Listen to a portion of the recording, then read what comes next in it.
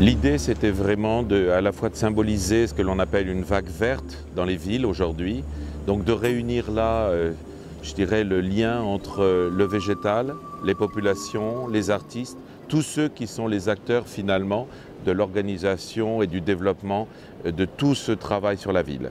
Ici, on a réuni pour la première fois plus de 50 pépiniéristes. Les plus grands arbres européens sont arrivés. Les gens ont créé à la fois des jardins, des tableaux végétaux, c'est-à-dire ce mélange à la fois de styles pour valoriser le végétal sous toutes ses formes. L'Art du Jardin au Grand Palais, c'était l'occasion à la fois de montrer aux visiteurs cette diversité végétale et en même temps la grande complexité venait de sa taille monumentale, 40 mètres de haut, une des nefs les plus grandes d'Europe.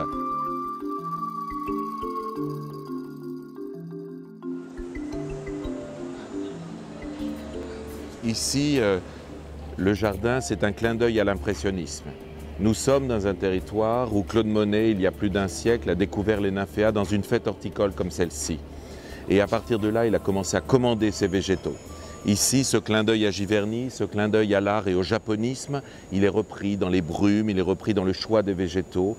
Et en même temps, la capacité de jouer sur l'effet miroir, c'est-à-dire en se plongeant dans le bassin, d'un seul coup, on va découvrir toute la verrière.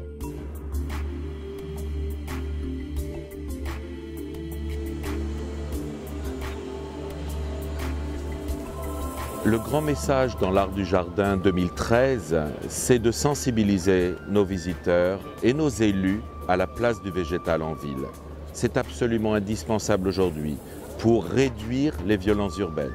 On sait la capacité du végétal à absorber le CO2. On sait la capacité du végétal à manger évidemment les fines particules qui sont nocives dans l'air. Et donc la place du végétal, plus que jamais, est indispensable dans toutes les villes du monde.